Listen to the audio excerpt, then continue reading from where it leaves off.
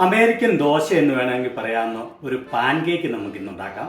എന്നാൽ ദോശയിൽ നിന്ന് ഇതിനെ വ്യത്യസ്തമാക്കുന്ന ഒരു കാര്യം എന്ന് വെച്ചാൽ ഇത് ഇൻസ്റ്റന്റ് ആയിട്ട് നമുക്ക് ഉണ്ടാക്കാം. ഓവർനൈറ്റ് പുളിക്കാനൊന്നും വെക്കേണ്ട കാര്യമില്ല. ഇതിന് വേണ്ട ഇൻഗ്രീഡിയൻസ് ഏതൊക്കെയാണെന്ന് നോക്കാം. 2 കപ്പ് ഓൾ പർപ്പസ് ഫ്ലവർ, ഇത് 400 ഗ്രാമാണ് തൂക്കത്തിൽ.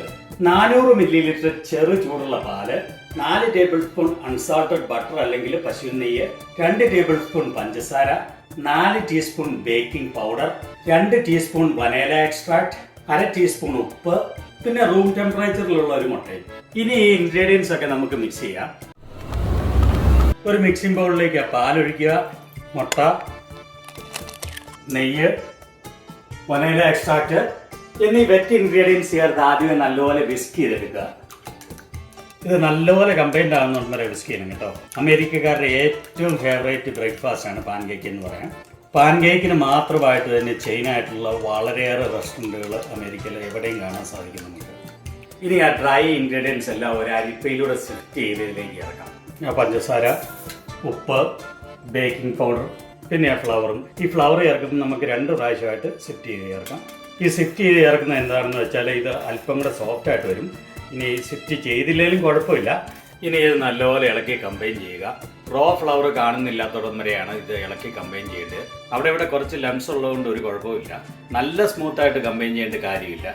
ഇനി ആ ബാക്കി ഫ്ലവർ ഇതിലേക്ക് ചേർത്ത് മിക്സ് ചെയ്തെടുക്കാം. പാൻകേക്ക് ബാറ്ററിന്റെ കൺസിസ്റ്റൻസി എന്ന് പറയുന്ന ഇതുപോലെയാണ്. അവിടെ ഇവിടെയും ചെറിയ ലംസ് കാണും, അത് കുഴപ്പമില്ല. ഇനി അപ്പോൾ തന്നെ നമുക്ക് ഈ പാൻകേക്ക് ഉണ്ടാക്കിയെടുക്കാം. അതിനുവേണ്ടി ഒരു പാന് മീഡിയം ഫ്ലെയിമിൽ ചൂടാൻ വേണ്ടി സ്റ്റൗവിലേക്ക് വയ്ക്കുക.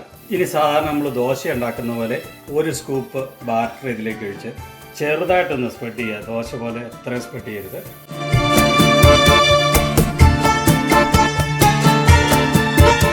എന്നിട്ട് മുകൾ വശം ഇതുപോലെ നല്ലപോലെ ബബിൾ വന്നു കഴിയുമ്പോൾ ഇത് തിരിച്ചിടാം. ഇതുകൊണ്ട് ഇതുപോലെ കളറിലിരിക്കണം. എന്നിട്ട് മറുവശം വെന്ത് കഴിയുമ്പോൾ കോരിമിട്ട്. അങ്ങനെ ഇതെല്ലാം നമുക്ക് ചുട്ടെടുക്കാം.